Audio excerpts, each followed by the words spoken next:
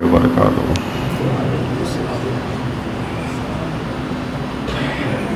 الحمد للہ رب العالمین والصلاة والسلام علی حبیبہ سید المرسلین وعلی آلہ واصحابہ اجمعین۔ درود و سلام کا ہدیہ پیش کریں۔ اللہم صلی علی سیدنا مولانا محمد معدن الجود والکرم وآلہ وبارک وسلم۔ صلاۃ و سلام علیک یا رسول اللہ صلی اللہ علیہ وسلم۔ حضرات، اس سے پہلے والے جمعے کو جو بیان ہوا تھا اس کا جو حصہ باقی رہ گیا تھا وہ آج پورا کرتے ہیں۔ اللہ کے حکم سے اللہ کے پیارے حبیب رحمت عالم صلی اللہ علیہ وسلم نے حضرت زینب بنت جہش رضی اللہ تعالیٰ عنہ کا نکاح حضرت زید بن حارثہ رضی اللہ تعالیٰ عنہ کے ساتھ کیا۔ آپس میں نا اتفاقی رہی، 1 سال یا کچھ زیادہ دنوں کے بعد ہی انہوں نے طلاق دے دی۔ پھر اللہ تعالیٰ نے حضرت زینب کا نکاح اپنے پیارے حبیب رحمت عالم نور مجسم صلی اللہ علیہ وسلم کے ساتھ کر دیا۔ صبح کو دعوت ولیمہ ہوئی، روٹی اور سالن کا انتظام کیا گیا، روٹی اور گوشت کا۔ یہاں تک ہم بیان کر چکے تھے۔ دعوت ولیمہ کا مختصر واقعہ یہ ہے کہ روٹی اور سالن یعنی روٹی اور گوشت کا انتظام ہوا، اور حضور اقدس سید عالم صلی اللہ علیہ وسلم نے حضرت انس بن مالک رضی اللہ عنہ کو لوگوں کے بلانے کے لیے بھیجا۔ حضرت انس بن مالک یہ ہمارے حضور کے بڑے خاص خادم تھے۔ ہمارے حضور مدینے میں آئے ہجرت کر کے، ان کی ماں نے لا کے حضور کے قدموں میں ڈال دیا کہ آپ کی خدمت کرے گا، کہ 10 سال آپ مدینے میں رہے اور یہ برابر آپ کی خدمت کرتے رہے۔ انس بن مالک تو ان سے فرمایا کہ جاؤ لوگوں کو بلا لاؤ۔ 300 آدمی دعوت میں شریک ہوئے، 10 جماعت میں آتے اور کھانا کھا کر چلے جاتے۔ دسترخوان پہ 10 آدمی ایک ساتھ کھاتے اور کھا کے چلے جاتے۔ سب لوگ شکم سیر ہو گئے، سب لوگوں نے پیٹ بھر کر کھا لیا۔ کھانے کے بعد سب لوگ چلے گئے، لیکن 3 شخص کھانا کھا کر اسی جگہ باتوں میں مشغول ہو گئے۔ یہ حصہ ہم نے بیان کیا ہے پردے کے بیان میں۔ اب یہ 3 شخص اسی جگہ بیٹھے رہے، باتوں میں مشغول ہو گئے اور اٹھنے کا خیال ہی نہ رہا۔ ان کا بیٹھے رہنا حضور سید عالم صلی اللہ علیہ وسلم پر بھاری معلوم ہوا، لیکن ہمارے حضور نے مروت کے لیے انہیں اٹھنے کے لیے نہیں فرمایا۔ یہ نہیں فرمایا کہ تم اٹھ کر چلے جاؤ، آپ خود اس جگہ سے اٹھ گئے، یہ سوچ کر کہ یہ لوگ ہم کو اٹھتے ہوئے دیکھیں گے تو خود ہی اٹھ جائیں گے، مگر وہ لوگ سمجھ نہ سکے، بیٹھے رہے۔ مکان تنگ تھا، چھوٹے چھوٹے کمرے تھے۔ آپ نکاح فرماتے پھر مسجد نبوی کے بغلی میں ایک چھوٹا سا کمرہ بنا دیا جاتا تھا، اس میں جو ہے وہ زوجہ پاک رہتی تھیں، تو مکان تنگ تھا۔ حضور صلی اللہ علیہ وسلم بار بار اندر جاتے باہر آتے۔ اسی مکان میں حضرت زینب بنت جہش رضی اللہ عنہ بھی دیوار کی طرف منہ کیے بیٹھی تھیں۔ جب بہت دیر ہو گئی تو حضور صلی اللہ علیہ وسلم کو تکلیف ہوئی اور چہرے میں ناراضگی کے آثار ظاہر ہوئے۔ اب ان لوگوں کو احساس ہوا کہ ہمارے حضور کو تکلیف ہو رہی ہے، اور وہ لوگ اٹھے اور چلے گئے۔ اس پر اللہ تعالیٰ نے مسلمانوں کو اپنے محبوب صلی اللہ علیہ وسلم کے دربار کے آداب سے خبردار کرتے ہوئے یہ آیت مبارکہ اتاری۔ ہمارے حضور کی بارگاہ کے آداب خود اللہ نے جگہ جگہ بیان فرمائے کہ میرے حبیب کی بارگاہ کا یہ ادب ہے، ایسے رہو، ایسے بولو، ایسے آؤ، ایسے جاؤ۔ تو ایک آیت کریمہ نازل فرمائی سورہ احزاب میں، آیت نمبر 53 ہے، یا ایھا الذین آمنوا لا تدخلوا بیوت النبی۔ یہ بڑی آیت ہے۔ اے ایمان والو، میرے حبیب کے گھروں میں بلا اجازت نہ چلے آیا کرو، ہاں اگر تمہیں وہ بلائیں تو ضرور آؤ، پھر جب کھانا کھا چکو تو چلے جاؤ اور باتوں میں نہ لگ جاؤ، کیونکہ اس بات سے میرے حبیب کو تکلیف ہوتی ہے اور وہ تمہارے لحاظ سے کچھ نہیں کہتے، حیا کرتے ہیں، شرم آتی ہے، کچھ نہیں کہتے، لیکن میں تو ان کا رب ہوں۔ اللہ حق بات کہنے میں کوئی شرم نہیں، اللہ کو حق بات کہنے میں کوئی شرم نہیں، اس لیے میں کہتا ہوں کہ میرے حبیب کے گھر میں دیر تک بیٹھا نہ کرو، کھانا کھاؤ فوراً چلے جایا کرو، اور جب تم میرے حبیب کی بیویوں سے کوئی چیز مانگو تو پردے کی آڑ سے مانگو۔ ابھی تک پردے کا حکم نازل نہیں ہوا تھا، پردے کی آڑ سے مانگو۔ جب یہ آیت کریمہ نازل ہوئی اس کے بعد اللہ کے پیارے حبیب سید عالم صلی اللہ علیہ وسلم نے مکان کے دروازے پر پردہ لٹکا دیا اور لوگوں کو گھر کے اندر داخل ہونے سے منع کر دیا۔ یہ پہلی آیت حجاب ہے، حجاب سے متعلق۔ اور بخاری اور مسلم کی حدیث سے معلوم ہوتا ہے کہ اس ولیمے میں میٹھے کا بھی انتظام کیا گیا تھا، روٹی اور سالن کے علاوہ حلوہ کا بھی انتظام ہوا تھا، اور اس موقع پر حضور سید عالم صلی اللہ علیہ وسلم سے ایک معجزہ بھی ظاہر ہوا۔ بخاری شریف کی حدیث ہے، کتاب النکاح میں ہے، حضرت انس بن مالک رضی اللہ تعالیٰ عنہ فرماتے ہیں کہ جب حضور اقدس سید عالم صلی اللہ علیہ وسلم نے حضرت زینب سے نکاح فرمایا تو میری ماں ام سلیم نے مجھ سے فرمایا، حضرت انس بن مالک کی ماں ام سلیم مجھ سے فرمایا کہ کاش ہم حضور اقدس صلی اللہ علیہ وسلم کی خدمت میں کوئی تحفہ پیش کریں۔ تو میں نے عرض کی ضرور ایسا ہی کیجئے، کوئی تحفہ حضور کی بارگاہ میں بھیجیے۔ پس انہوں نے کھجوریں، گھی اور پنیر لیا اور انہیں ہانڈی میں ڈال کر حلوہ تیار کیا۔ یہ کھجوریں اور گھی اور پنیر حلوہ تیار کیا، پھر مجھے دے کر فرمایا کہ لے جاؤ اور حضور کی خدمت میں پیش کر دو۔ میں ایک برتن میں لے کر کے وہ حلوہ حضور کی خدمت میں حاضر ہوا اور عرض کیا کہ یا رسول اللہ، میری ماں نے یہ تحفہ بھیجا ہے۔ تو حضور نے مجھ سے فرمایا اسے رکھ دو، پھر حکم دیا کہ جاؤ فلاں فلاں آدمیوں کو بلا لاؤ۔ کچھ لوگوں کا نام لیا اور فرمایا کہ ان کے علاوہ اور جتنے ملیں انہیں بھی بلا لاؤ۔ حضرت انس کہتے ہیں میں نے وہی کیا جو حضور صلی اللہ علیہ وسلم نے حکم فرمایا۔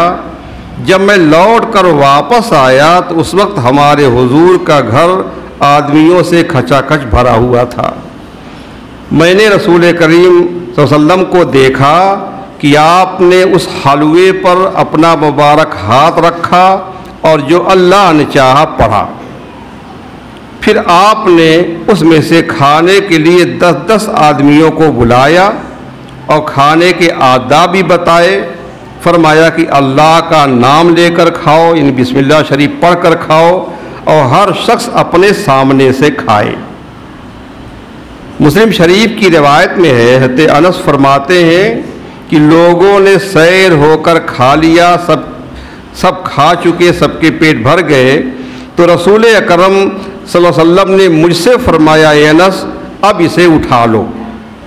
جب میں نے اٹھایا تو معلوم نہیں رکھتے وقت زیادہ تھا یا اٹھاتے وقت زیادہ تھا، جب میں نے رکھا تب زیادہ تھا یا اٹھایا ہوں تب زیادہ ہے، یعنی کم سے کم اتنا ہی تھا بلکہ اس سے زیادہ ہی ہو گیا تھا، کم نہیں ہوا تھا، اور ہزاروں لوگوں نے کھایا اس میں سے۔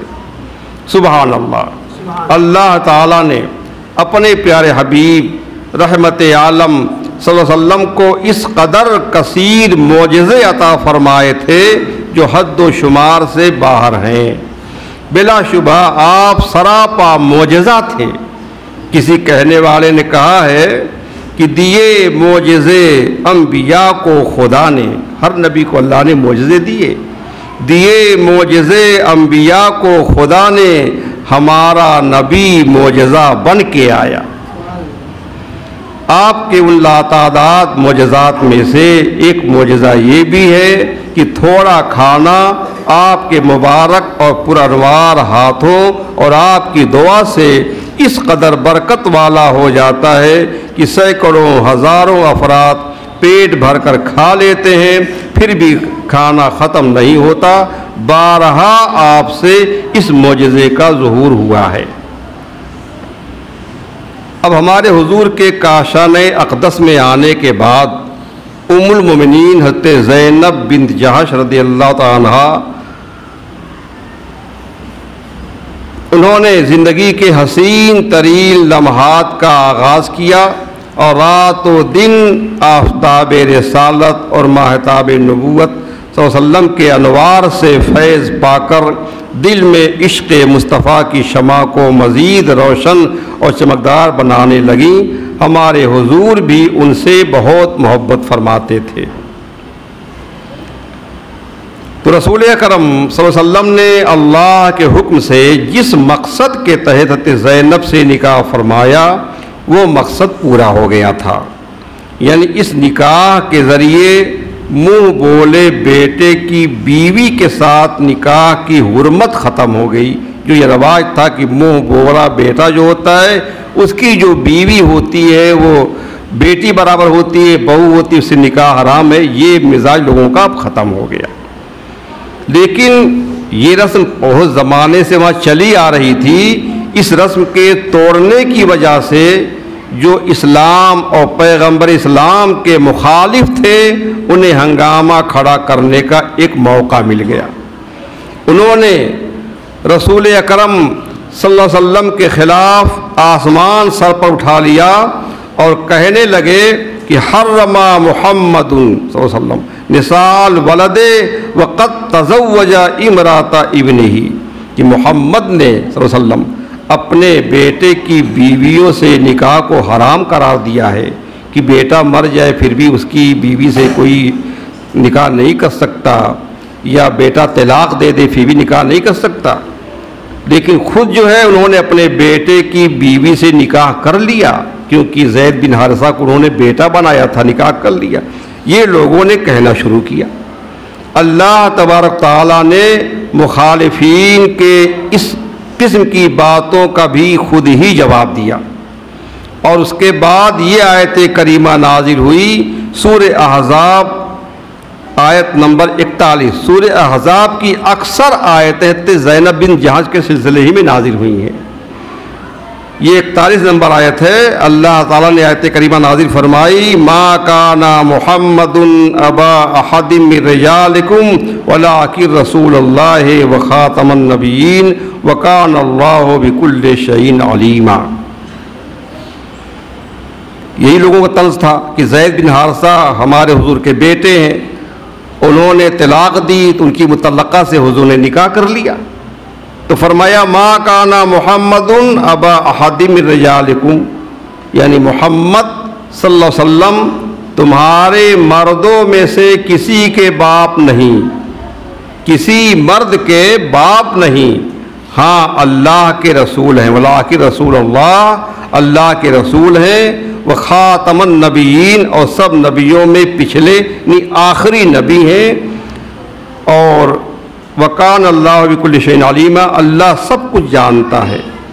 تو اللہ تعالیٰ نے اس آیت کے ذریعے بتایا کہ میرے محبوب صلی اللہ علیہ وسلم تم میں سے کسی مرد کے باپ نہیں ہیں، نہ تو زید کے باپ ہیں نہ کسی دوسرے مرد کے۔ حضور کے بیٹے ہوئے، 3 بیٹے ہوئے، حضرت قاسم، حضرت عبداللہ، حضرت ابراہیم رضی اللہ تعالیٰ عنہم اجمعین، لیکن سب بچے بچپن ہی میں فوت ہو گئے تھے۔ ان میں سے کوئی بڑا نہیں ہوا جس کو رجل کہا جائے، جس کو مرد کہا جائے۔ اس میں رجل کی جمع رجال ہے، مردوں کے باپ نہیں ہے، یعنی کوئی صاحبزادے اس عمر کو پہنچے نہیں ان کو مرد کہا جائے، ابھی بچے تھے، بچپن ہی میں انتقال کر گئے،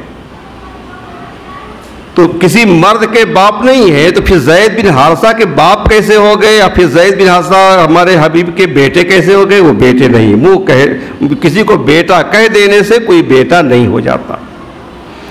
لیکن اس کا مطلب یہ نہیں ہے کہ ان کا تعلق تمہارے ساتھ کمزور ہے، وہ مردوں کے باپ نہیں ہے، لیکن کوئی تعلق کمزور نہیں ہے۔ ولیکن رسول اللہ، حقیقت یہ ہے کہ ان کا جو تمہارے ساتھ رشتہ و تعلق ہے وہ باپ بیٹے کے تعلق سے بھی کہیں گہرا اور مضبوط ہے۔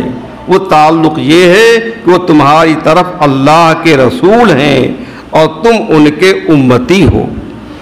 باپ کی چند اولاد ہوتی ہے اور نبی کی امت کا ہر فرد نبی کی روحانی اولاد ہوتا ہے، اور بلا شبہ باپ اپنی اولاد پر بڑا مہربان اور شفیق ہوتا ہے، لیکن رسول کا جو تعلق اپنی امت کے ہر فرد کے ساتھ ہوتا ہے اور اپنے غلاموں پر وہ جو مہربانیاں اور لطف و کرم فرماتے ہیں اس کے سامنے باپ کی تمام مہربانیاں بہت ہی کم اور معمولی ہوتی ہیں۔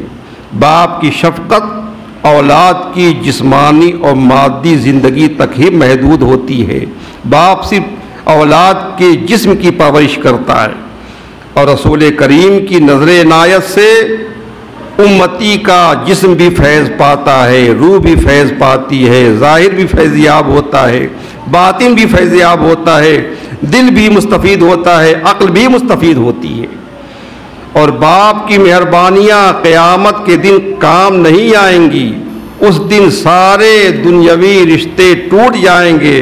اللہ تعالیٰ فرماتا ہے یوم یفر المرء من اخیہ و ابیہ و صاحبتہ و بنیہ، اس دن آدمی بھاگے گا اپنے بھائی سے، اپنے ماں باپ سے، اپنی بیوی سے، اپنے بیٹوں سے۔ باپ بیٹے سے بھاگے گا، بیٹا باپ سے بھاگے گا، بھائی بھائی سے بھاگے گا، شوہر بیوی سے بھاگے گا، اب بیوی شوہر سے بھاگے گی۔ لیکن رسول کے لطف عنایت سے دنیا اور آخرت دونوں میں اس کا امتی فیض پاتا ہے۔ اعلی حضرت نے کہا ہے ماں جب ایک لوتے کو چھوڑے لطف وہاں فرماتے یہ ہے، ماں جب ایک لوتے کو چھوڑے لطف وہاں فرماتے یہ ہے، باپ جہاں بیٹے سے بھاگے آ آ کہہ کے بلاتے یہ ہے۔ باپ کے پاس بیٹا جاتا ہے کہ ایک نیکی کم ہے دے دے، باپ بھاگتا ہے کہتا ہے نفسی نفسی، لیکن حضور بلاتے ہیں کہ میرے امتی انا لہا، میں تو اسی کے لیے ہوں۔ باپ جہاں بیٹے سے بھاگے آ آ کہہ کے بلاتے یہ ہے۔ تو اس موقع پہ فرمایا ولیکن رسول اللہ، مردوں کے باپ تو نہیں ہیں لیکن اللہ کے رسول ہیں، اور قیامت تک آنے والے مسلمان سب ان کے امتی ہیں۔ پھر فرمایا خاتم النبیین، یہ آخری نبی ہیں۔ اس موقع پہ خاتم النبیین کہنے کا کیا فائدہ ہے؟ آپ آخری نبی ہیں۔ دیکھیے ہمارے حضور کے 3 بیٹے ہوئے، ابھی ہم نے عرض کیا کیا کیا نام تھا؟ حضرت قاسم جو بڑے صاحبزادے تھے، پھر حضرت عبداللہ دوسرے، اور حضرت ابراہیم چھوٹے، یہ سب سے چھوٹے ہیں۔ لیکن کوئی صاحبزادے بڑے نہیں ہوئے، سب بچپن میں فوت ہو گئے۔ اس میں مصلحت کیا ہے؟ ہمارے حضور کے بیٹے اگر بڑے ہوتے تو اس کی 2 صورت تھی، یا تو نبی ہوتے یا نبی نہ ہوتے۔ بڑے ہونے کے بعد یا تو ان کو نبوت ملتی یا نبوت نہ ملتی۔ اگر آپ کے بیٹے بڑے ہونے کے باوجود نبی نہ ہوتے تو ایک وصف آپ کا بعض انبیاء سے کم ہو جاتا، کیونکہ بہت سے انبیاء ایسے ہیں جن کے بیٹے نبی ہوئے ہیں۔ حضرت آدم علیہ السلام کے بیٹے حضرت شیش علیہ السلام نبی تھے، حضرت ابراہیم علیہ السلام کے بیٹے حضرت اسماعیل علیہ السلام نبی، دوسرے بیٹے حضرت اسحاق علیہ السلام وہ بھی نبی، حضرت اسحاق علیہ السلام کے بیٹے حضرت یعقوب علیہ السلام بھی نبی، اور حضرت داؤد علیہ السلام کے بیٹے حضرت سلیمان علیہ السلام بھی نبی۔ تو کتنے انبیاء ہیں جن کے بیٹے بھی نبی ہیں، پھر سید الانبیاء امام الانبیاء کے بیٹے نبی نہ ہوں، یہ کیسے ہو سکتا ہے؟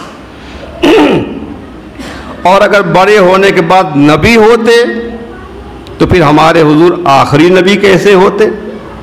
حضور آخری نبی ہے کہ آپ کے زمانے میں یا آپ کے بعد کوئی نیا نبی نہیں آ سکتا ہے، تو اسی لیے بچپن میں فوت ہو گئے، اور کہہ دیا قرآن نے خاتم النبیین، یہ آخری نبی چونکی ہیں، اس لیے میرا حبیب کسی مرد کا باپ ہو نہیں سکتا، اور اس کے بیٹے بڑے ہو کر کے مرد ہو نہیں سکتے، کہ مرد ہونے کے بعد نبی ہوں گے جب بھی، اور نبی نہیں ہوں گے جب بھی دقت ہے۔ ہمارے حضور کی ایک خصوصیت دیکھیے، بہت سے اسلامی احکام میں بھی ہمارے حضور کو خصوصیت ہے، امت میں اور نبی میں فرق ہوتا ہے۔ یہی دیکھیے نکاح کے معاملے میں، نکاح کے معاملے میں بھی ہمارے حضور کو ایک امتیازی شان حاصل ہے۔ امت کے لیے کیا حکم ہے؟ مثنیٰ و ثلاث و رباع، دو شادیاں کر سکتے ہیں، تین کر سکتے ہیں، زیادہ سے زیادہ 4 کر سکتے ہیں، لیکن ہمارے حضور ایک وقت میں جتنی چاہیں اتنی بیویاں رکھ سکتے ہیں۔ ہمارے حضور کی خصوصیت ہے۔ اور ایک فرق یہ بھی ہے کہ نکاح میں یہ شرط ہے کہ 2 مرد گواہ ہوں یا ایک مرد اور 2 عورتیں گواہ ہوں، 2 مرد گواہ ہوں یا ایک مرد اور 2 عورتیں گواہ ہوں، ان کے سامنے ایجاب و قبول ہوا ہو۔ جیسے عورت مرد سے کہے میں نے اپنے آپ کو آپ کے نکاح میں دیا، مرد نے کہا میں نے قبول کیا، یہ ایجاب و قبول ہے۔ اب چونکہ عورت کے پاس حیا شرم ہوتی ہے، خود نہیں کہہ پاتی ہے، تو کسی کو وکیل بناتی ہے، جو نکاح پڑھاتا ہے اس کو وکیل بناتی ہے، وہ اس سے پوچھ کر کے بطور وکیل کہتا ہے کہ میں نے فلاں عورت کو تمہارے نکاح میں دیا، وہ کہتا ہے میں نے قبول کیا۔ تو ایجاب و قبول کے وقت 2 مردوں کا ہونا اور یا ایک مرد اور 2 عورتیں ہوں، یہ گواہ شرط ہے، بغیر گواہ کے نکاح نہیں ہوتا۔ لیکن سید الانبیاء صلی اللہ علیہ وسلم کے لیے یہ شرط نہیں، آپ کا نکاح بغیر گواہوں کے ہو جاتا ہے۔ امام الحرمین عبد الملک بن عبداللہ جوینی رحمۃ اللہ علیہ فرماتے ہیں کہ زیادہ صحیح یہ ہے کہ رسول اکرم صلی اللہ علیہ وسلم کا نکاح بغیر گواہوں کے ہی منعقد ہو جاتا ہے۔ پھر وجہ بیان کرتے ہیں کیونکہ گواہ مقرر کرنے کا مقصد یہ ہے کہ نکاح سے انکار نہ کیا جا سکے۔ جب نکاح ہو گیا، 2 آدمی گواہ ہو گئے، اب مرد نہیں کہہ سکتا کہ میں نے نکاح نہیں کیا، عورت بھی نکاح سے انکار نہیں کر سکتی۔ اگر کوئی انکار کرے گا تو 2 مرد گواہی دے دیں گے، 2 آدمی کہ ہمارے سامنے ایجاب و قبول ہوا ہے۔ اور نبی اکرم کسی عورت سے اگر نکاح کر لیں تو ہمارے حضور کی طرف سے ایسا ہونا ناممکن اور محال ہے کہ حضور نکاح کرنے کے بعد آپ فرما دیں کہ میں نے نکاح نہیں کیا، ہو ہی نہیں سکتا، یہ محال ہے۔ ہمارے حضور جھوٹ بول نہیں سکتے، ان کی بارگاہ اتنی بلند ہے کہ وہاں تک جھوٹ کی رسائی نہیں ہے۔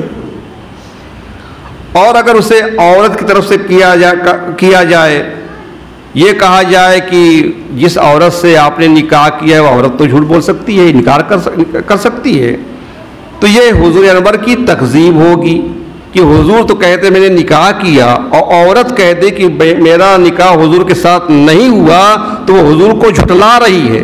اور جو حضور کی تکذیب کرے، حضور کو جھٹلائے، یہ کہہ دے کہ حضور نے جھوٹ کہا ہے، وہ کافر ہو جائے گا۔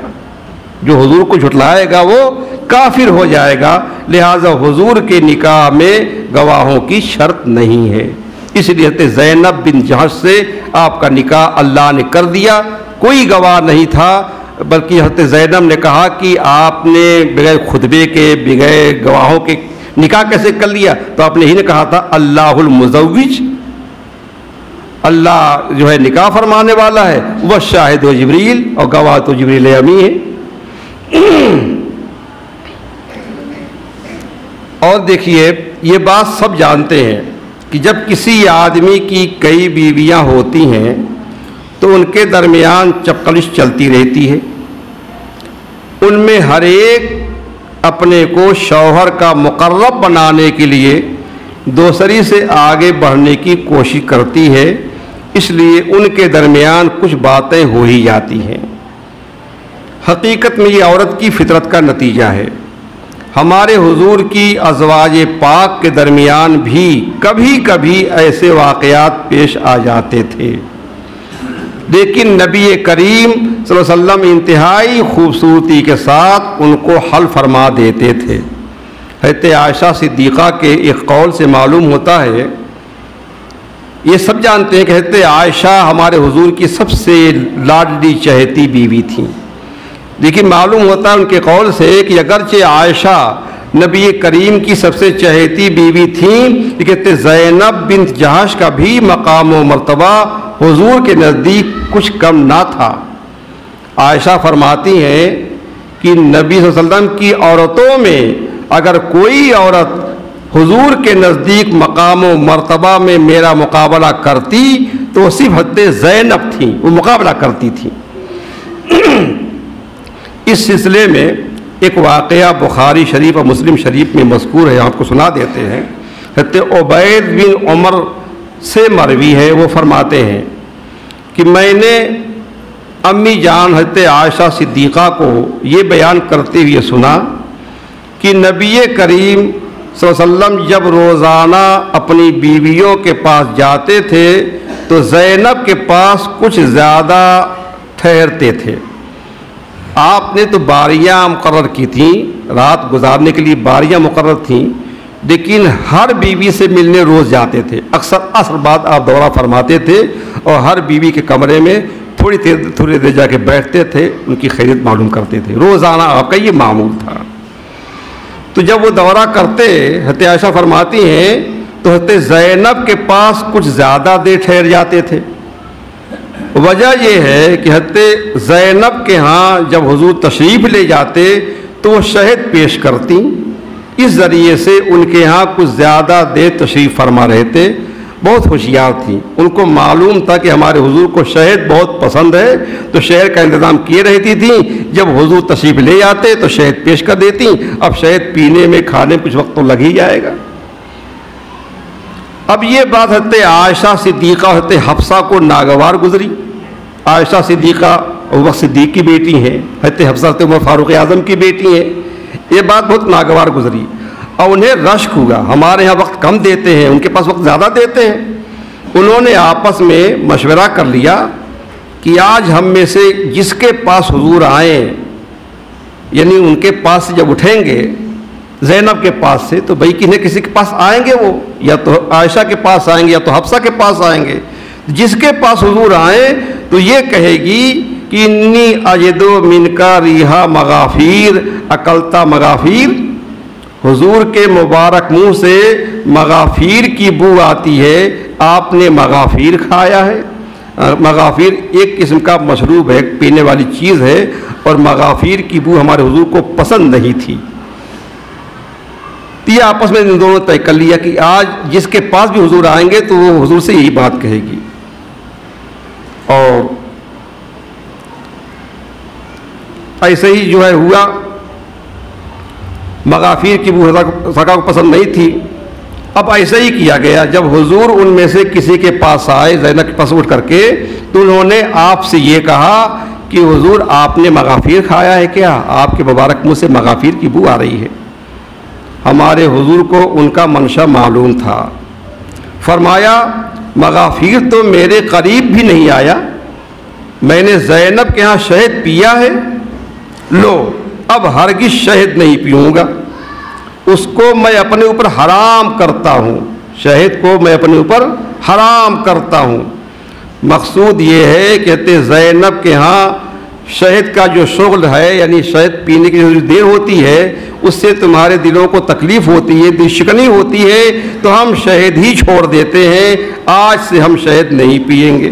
آپ نے اپنے اوپر شہد کو حرام کر لیا، اور شہد ہمارے حضور کو بہت پسند تھا، اور قرآن کریم میں ایک سورت جو ہے شہد کی مکھی کے نام پر سورہ نحل ہے۔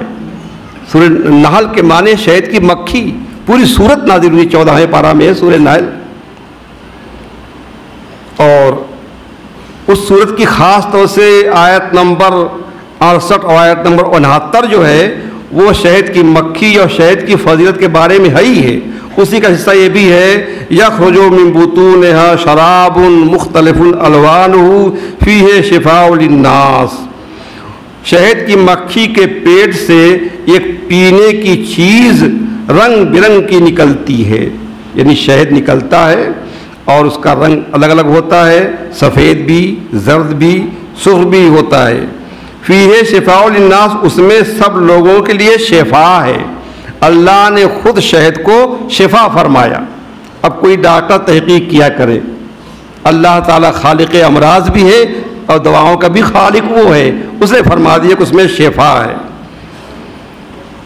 اب ہمارے حضور نے اپنی بیویوں کو خوش کرنے کے لیے اپنی پسندیدہ چیز کو اپنے اوپر حرام کر لیا، اور اللہ تعالیٰ کو یہ گوارا نہ ہوا۔ اس وقت یہ آیت کریمہ نازل ہوئی 28ویں پارہ میں سورہ تحریم کی پہلی آیت ہے، یا ایھا النبی لما تحرم ما احل اللہ لک تبتغی مرضات ازواجک واللہ غفور رحیم، اے نبی تم اپنے اوپر کیوں حرام کیے لیتے ہو وہ چیز جو اللہ نے تمہارے لیے حلال کی؟ اللہ نے شہد کو حلال کیا ہے، تم کیوں حرام کر لیتے ہو؟ اپنی بیویوں کی مرضی چاہتے ہو، اور اللہ بخشنے والا مہربان ہے، یعنی حبیب ایسا نہ کرو، تم شہد پیو۔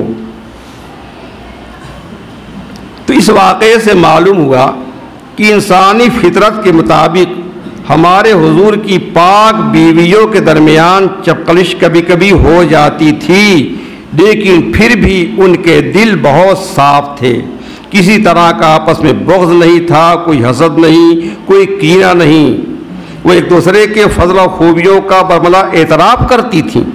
بات آتی تھی کسی کی تو بیان کرتی تھی کہ اس کے اندر یہ خوبی ہے، اس کے اندر یہ کمال ہے، یہ اچھائی ہے، اور ایک دوسرے کے حسن و اخلاق اور اچھی عادات کو بیان کیا کرتی تھیں، بلکہ موقع پڑنے پر ان کا دفاع کرتی تھیں۔ اگر کسی خاتون کو کسی نے برا بھلا کہہ دیا تو برداشت نہیں کرتی تھیں، اس کا جواب بھی دے دیا کرتی تھیں۔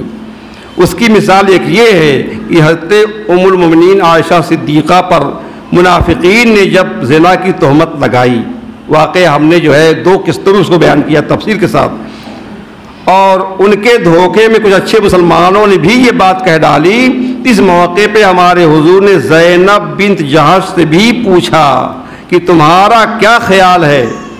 عائشہ کے بارے میں ایسی باتیں اڑ رہی ہیں، افواہیں اڑ رہی ہیں۔